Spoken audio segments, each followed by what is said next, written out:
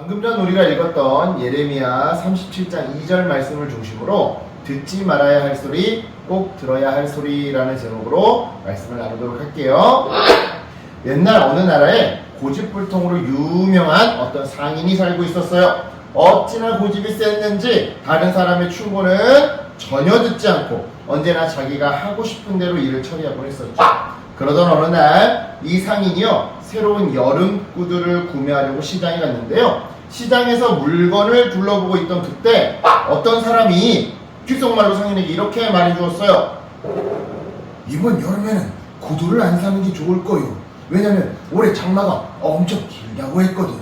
보나마나 장화나 샌들을 사는 사람들이 많을 테니 차라리 그 돈으로 장화나 샌들을 사시오. 틀림없이 이유를 남길 거요. 자, 여러분, 이 상인은요, 그 귓속말을 해준 사람의 말을 들었을까요? 안 들었을까요? 네, 당연히 안 들었어요. 역시나 고집을 부리면서 여름 구두를 대량으로 구매했죠. 그 결과 이 사람의 장사는 어떻게 되었을까요? 아쉽게도 큰 돈을 잃다 못해 결국 가게를 폐업하게 되었는데요. 왜냐? 그때 그 귓속말처럼 그해 역대급으로 긴 장마가 찾아왔던 거예요. 그래서 사람들은 여름 구두를 사기보다 차라리 장화나 샌들을 구입했던 거죠. 이처럼 여러분, 고집이 세면요, 큰 어려움을 당하게 돼요. 물론 남의 말을 너무 잘 듣는 팔랑귀도 문제지만 남의 말을 너무 안 듣는 고집불통도 문제더라는 거죠. 이런 의미에서 오늘 본문에는요, 남의 말을 너무 안 들어서, 그것도 그냥 남이 아니라 하나님의 말씀을 너무 안 들어서, 다르게 말해 하나님이 보낸 선지자의 말은 무시하고 자기가 하고 싶은 대로만 행동해서 결국 큰 낭패를 보는 남유다 백성들의 이야기가 등장하는데요. 정말 그러한지 우리 말씀 속으로 들어가 볼게요. 자, 오늘 말씀은요, 남유다의 마지막 왕 시드기야의 이야기로 시작돼요. 자, 시드기야가 왕이 되었던 시기는요, 국제 정세상 남유다가 평등등화와 같은 위기에 놓여있던 시기였어요. 왜냐? 동북쪽으로는 바벨론이, 그리고 서남쪽으로는 애굽이 서로 남유다를 향해, 야! 우리 편에 붙어서 우리 하수인이 돼! 안 그러면 죽여버릴 거야! 라고 협박을 하던 그런 시기였기 때문이죠.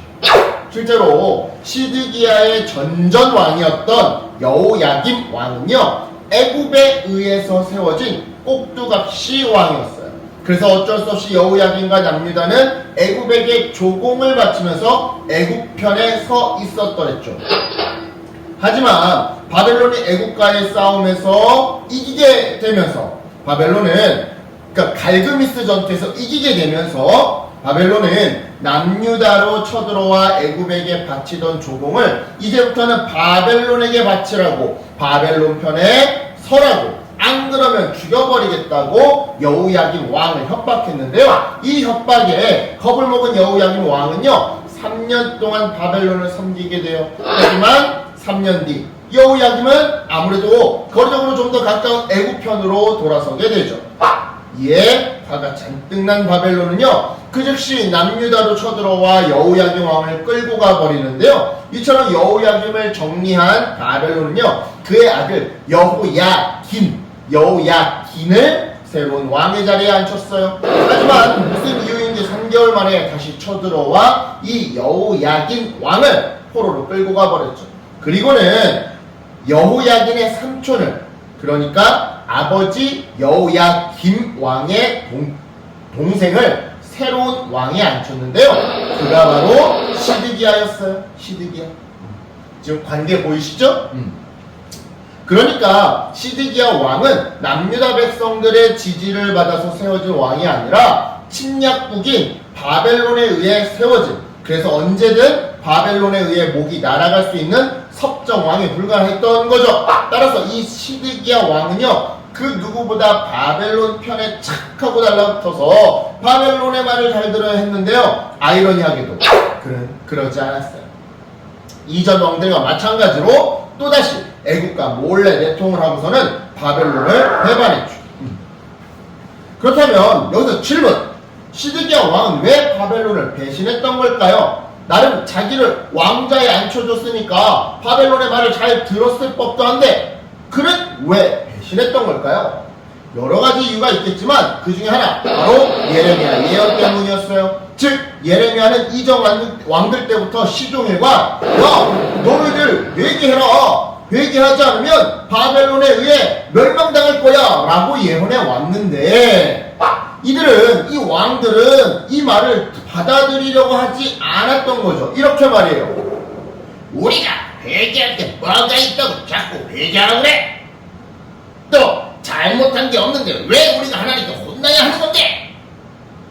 우리는 인정할 수 없어. 그래서 우리는 하나님의 회초리라고 불리는 저 바벨을 어떻게든 이겨먹을 거야. 애굽한테 도움을 요청해서라도 바벨론을 막아보이겠어. 그래서 하나님께 혼나야 한다고 선포하는 저 예레미야의 예언이 틀렸음을, 예레미야가 전하는 하나님의 말씀이 틀렸음을 증명해 보이겠어. 이런 이유 때문에 남유다의 왕들과 백성들은요 틈만 나면 바벨론을 배신했던 건데요, 이러한 그들의 행동은요 결국 예레미야를 통해 선포되는 하나님의 귓속말을, 아니 하나님의 그 애절한 외침을 무시하는 일이었어요. 즉 하나님의 말씀을 무시하다 못해 하찮게 여기는 행동이었던 거죠.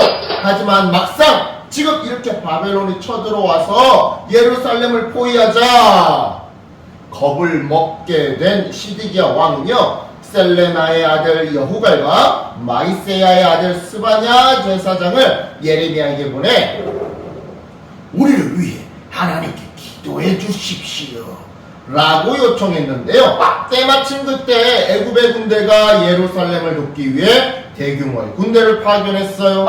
그리고 이 소식을 들은 바벨론 군대는 일단 예루살렘에 철수하기로 결정했죠. 그런데 이 상황을 이미 누가 다 알고 있었어요? 하나님이 다 알고 계셨어요.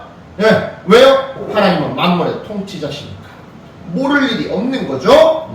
그래서 하나님은 예레미야를 통해 이렇게 말씀하셨는데요, 이집트 군대가 너희를 도로 올라왔다고 해서 안심하지 마라. 그들은 금방 돌아갈 것이고 그 즉시 바벨론은 다시 쳐들어와 예루살렘을 모두 불태워버릴 것이다.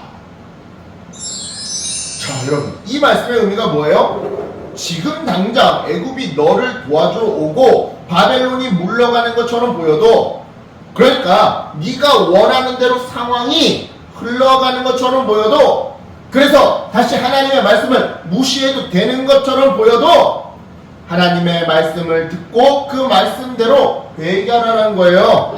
안 그러면 언제든 상황은 하나님의 말씀대로 다시 흘러갈 것이고 그 결과 고집부리며 하나님의 말씀을 외면한 너희들은 그 말씀 그대로 심판을 받게 될 것이다 라는 의미였던 거죠. 그래요 여러분, 우리도 남유다 백성들처럼 하나님의 말씀을 무시하며 살아요. 우리의 고집대로 살아가죠. 그러다 목사님이나 부모님을 통해서 너 그렇게 네 고집대로 살면 조만간 하나님께 혼난다 라는 말을 듣게 되는데요, 그래도 우리는 하나님의 말씀을 무시하며 살아요.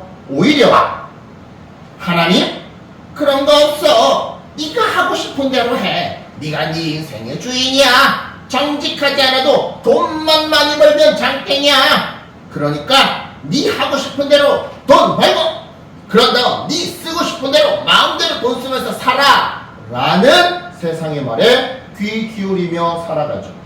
그러다 어느 날 내 삶에 위기가 찾아온다 싶으면 우리는 어떻게 해요? 그때서야 교회를 나온다거나 그때서야 기도를 한다거나 그때서야 목사님께 찾아와서 무엇을 기도해야 하냐고 회개해야 하냐고 물어봐요. 하지만 그것도 잠시 잠깐 상황이 조금 나아진다 싶으면, 좋아진다 싶으면 금세 다시 자기 고집대로, 내 고집대로, 내 편한 대로, 세상 목소리대로 살아가죠. 하지만 여러분, 이 예레미야서의 엔딩은 뭐예요? 결국 예루살렘의 멸망이에요. 예언 그대로, 하나님의 말씀 그대로.